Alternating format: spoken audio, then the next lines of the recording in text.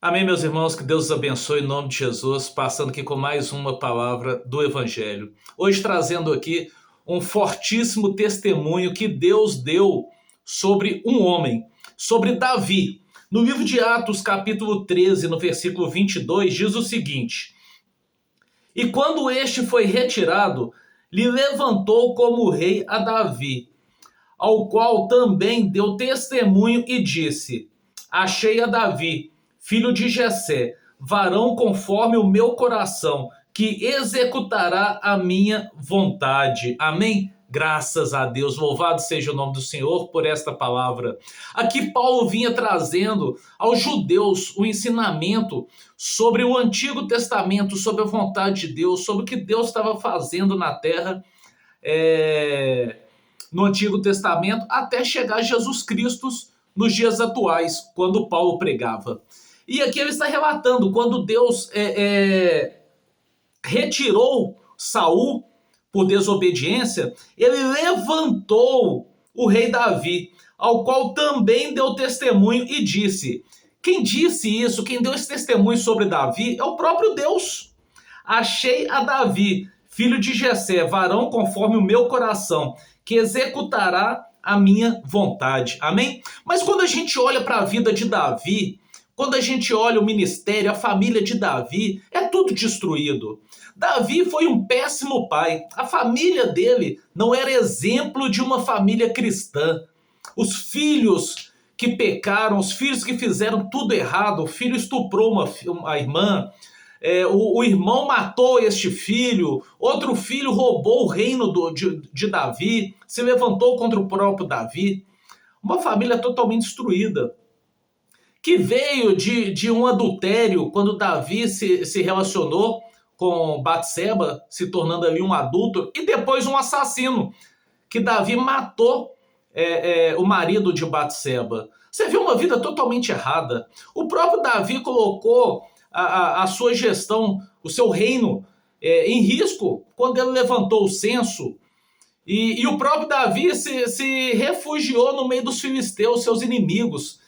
Então, assim, você vê, meu Deus, não é um exemplo de vida a ser seguido. Hoje, nos dias de hoje, Davi não entraria em nenhum governo, não seria aceito, não receberia foto de ninguém como presidente.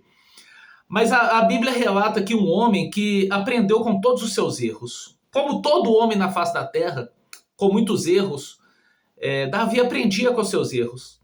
E ele reconhecia os seus erros e se arrependia. Ele tinha um coração quebrantado diante de Deus.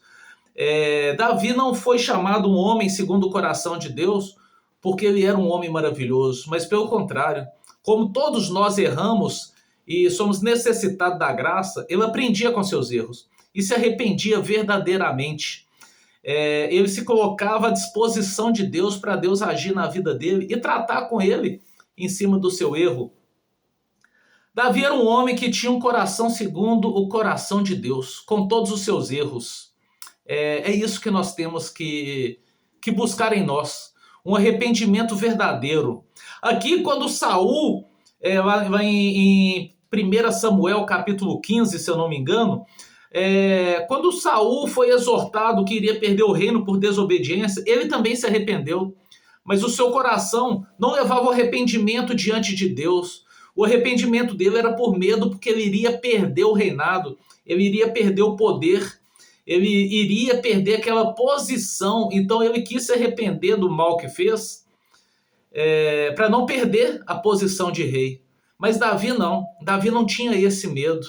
Davi se arrependia por temor a Deus, porque independente de como estiver a sua vida, o melhor que você pode viver é na presença de Deus. Mesmo que em sofrimento, mesmo que em dor, a presença de Deus é o melhor lugar do mundo, ao contrário de Saul.